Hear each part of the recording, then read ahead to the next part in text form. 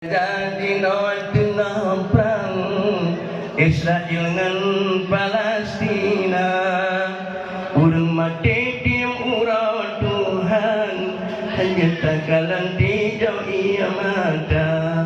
Yoni Israel pantang kejam, sampai dikejam yang jalur Gaza, di menghambur menuju perbatasan lah wilayah Palestina.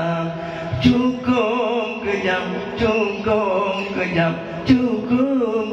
letar kumban yang hana dosa. Tak melakar kedai Tuhan lebih beraman di Palestina.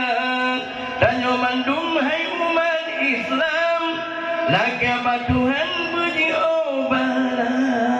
Urung mati di urang Tuhan, hati takalan di kubu masa.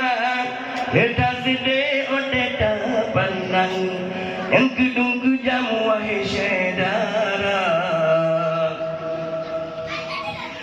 Tanya melangkah kedai Tuhan, bi Israelnya na berhancur fana. Beli di pondong umat Islam, menukutuk ya lambana. Tengah dikupung habis-habisan, bak perbatasan di jalur Gaza.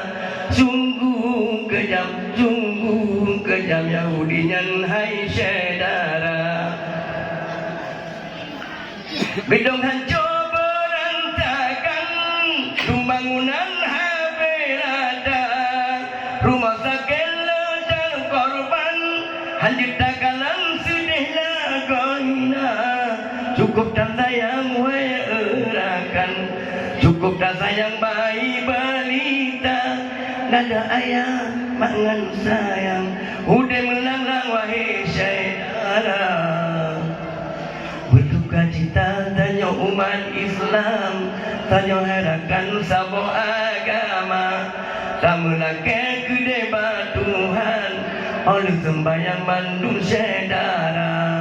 Dari melalui umat Islam, oleh sembahyang tanya doa.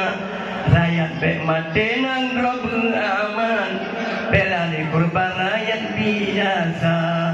Allah, oh ya Allah, ngebantu Palestina. Nanti mak, suka bro.